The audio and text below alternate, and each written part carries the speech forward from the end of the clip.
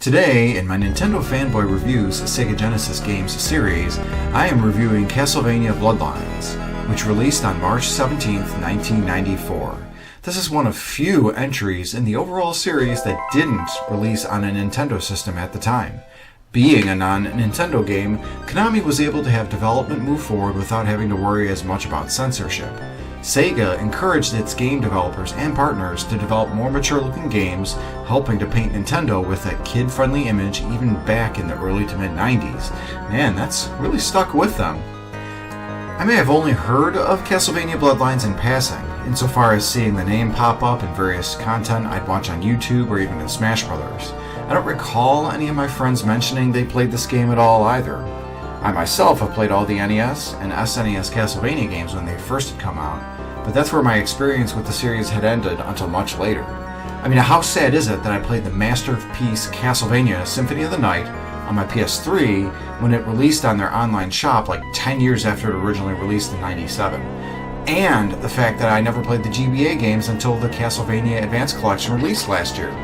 I missed the boat on a lot of these Castlevania entries when they originally released, but I didn't want to miss it again.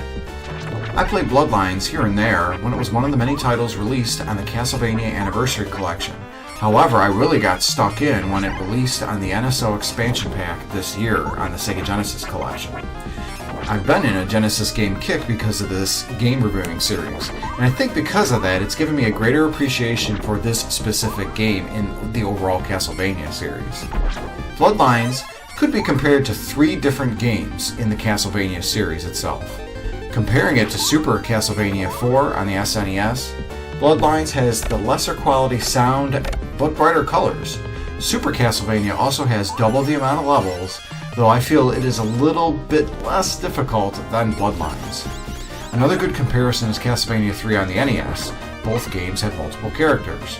Castlevania 3 has 4 total, yet not all 4 may be available in one playthrough. Compare that to Bloodlines 2, which are selectable in the beginning of the game, though cannot be switched between, unlike 3.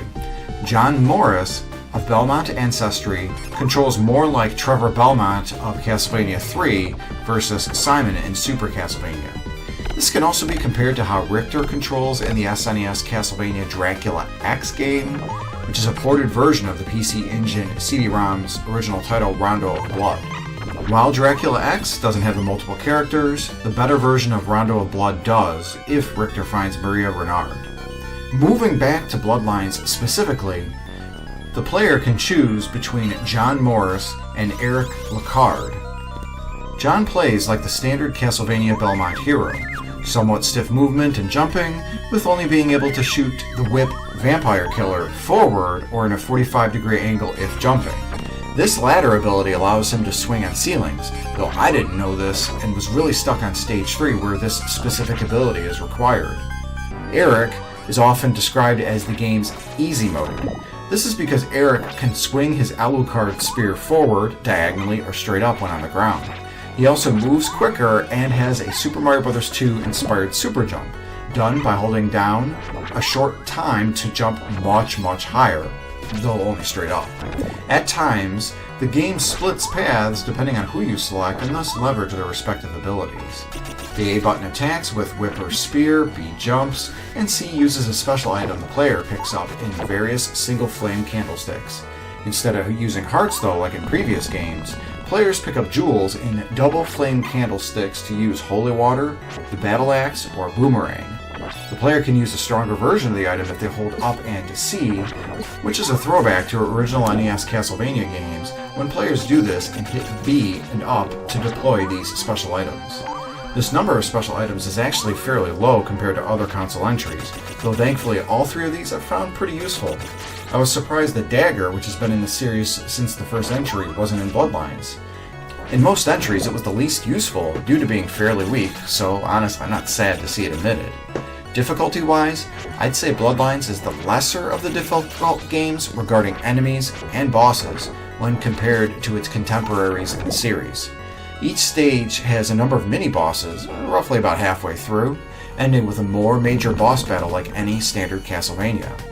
I've noticed beyond the first stage and the battle against death in stage 6, it's very hard to find Wall Chicken, i.e. the pork chop, to heal health. Enemies in the stages don't tend to respawn unless they are ones that are meant to, like the Medusa heads or some of the bats. One interesting aspect is that this game tends to have some of the toughest platforming in the series. While platforming could be tough at times in Super Castlevania, Simon had a more versatile moveset and freer feeling movement in that game, with John Morris controlling a bit stiffer, like the Belmonts in the original NES series, makes some of his platforming that much more difficult. This is why Eric, who feels freer and has additional jumping power, gets that easy mode moniker. One of the reasons these levels are so tough is actually a compliment to the overall aesthetics of Bloodlines. If we look at Stage 3's Leaning Tower of Pisa, we see the heroes climb up an auto-running section on the Leaning Tower itself, then jumping on platforms outside the tower. Or even Stage 6, with the disjointed camera literally splitting the view to disorient the player, then really reach for that in the next section as the heroes are literally hanging from the ceiling. While Super Castlevania took advantage of the Mode 7 effects that the SNES had, Bloodlines still used what this system had to great effect, providing some of the most interesting platforming in the series yet. And regarding the levels themselves, the details on the various environments are fantastic and quite colorful. For being a Castlevania game, the overall look for many of the levels is quite colorful, with many of them being quite bright as well. Also, because this game is essentially a cross between a Castlevania game and the movie Euro Trip, many of the locations are wholly new for the Castlevania series. Some of these have enemies inspired by the location, such as the Minotaurs that appear in Stage 2's Greece, like from Greek mythology. Of course, it can't be a Castlevania game without a Clock Tower level, and Stage 4 has this. Heck, even the boss to Stage 4 is inspired by the constant Castlevania throwbacks to clock towers. Called Gear Steamer, it's a Clockworks-inspired machination that looks like what my mind feels whenever I have a fever and I'm trying to sleep. This boss is one of 5 wholly new bosses featured, most likely due to the heroes tripping around Europe, exploring areas that the Belmonts don't usually do in their games. The last few bosses in the final stage are series staples, literally fighting Death! Medusa, and then good old Dracula himself. And again, nothing new. As mentioned previously, Sega didn't have the same limits via censorship that Nintendo had, and it shows. This game is a lot more bloody than the Nintendo-based Castlevania games. There's a portion in the 5th stage where the heroes go through a fountain and the water literally turns to blood. I'm reminded of a similar scene from NES's Monster Party that wholly terrified me when I was a young kid. It's when the hero there crossed the path halfway through the first stage, and that became all bloody too. Going back to Bloodlines, the game also leaned more into the Christian iconography, although not with the cross item that was in previous games in the series. It became a full-fledged boomerang, which was its normal function. So the Castlevania series is known to have phenomenal music, and fortunately, even on the Genesis, this entry doesn't fail to disappoint. This entry was composed by Michiru Yamane, and it was her first game that she actually composed. She did go on to compose the masterful Castlevania Symphony of the Night, as well as other games in the series and other Konami titles. It should also be noted she composed the spiritual successor, that being Bloodstained, Ritual of the Night. For being her first game that she composed, Yamane did an excellent job facilitating the Genesis sound chip to create music that very well matches the tone, environment, and challenge for Bloodlines. Throughout the game, there are a couple of throwbacks that play, such as near the end of Stage 1 where Nothing to Lose plays. This is the theme that is in the first NES Castlevania that plays when facing Dracula. In another instance is when the player has defeated the second to last boss before Dracula and is getting ready to face off against the Undead Count. Simon Belmont's theme from Super Castlevania then plays. And it's a great theme in of itself that fans of the series will recognize, and will help pump themselves up for what they know will be one hell of a battle. I've noticed that Super Castlevania and Rondo of Blood play a lot of the greatest hits in levels, such as Castlevania 2's Bloody Tears. While these tracks are in the sound test to Bloodlines and synthesized using the Genesis chipset, they don't play during any of the stages. Again, while I love some of these throwbacks, The problem with constantly recycling this music in multiple entries is that it takes away from the composers being able to make a unique music set or track that could perhaps suit a level better than one of these previous themes.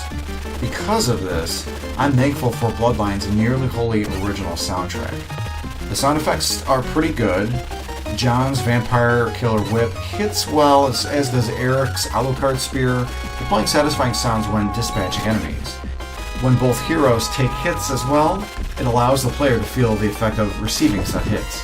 But I noticed there's a tinny quality to some of the sound effects, this especially when John slashes with his whip. Of course, it's meant to sound metallic once he receives his upgrades for the vampire killer, but the effect is too strong at times. Regardless, many of the effects are still quite good. Now I'm going to give Castlevania Bloodlines 9.5 out of 10 Super Nintendo controllers. The gameplay, the challenge, the platforming, environments, graphic effects, and the music are absolutely fantastic. In my mind, it puts this game at the same level as Sonic the Hedgehog 2, which could arguably be seen as one of the best games on the Genesis. The only two things that take the half point off are the tinny sound effects and just how short the game is. While the stages themselves are long, I felt like 6 just weren't enough.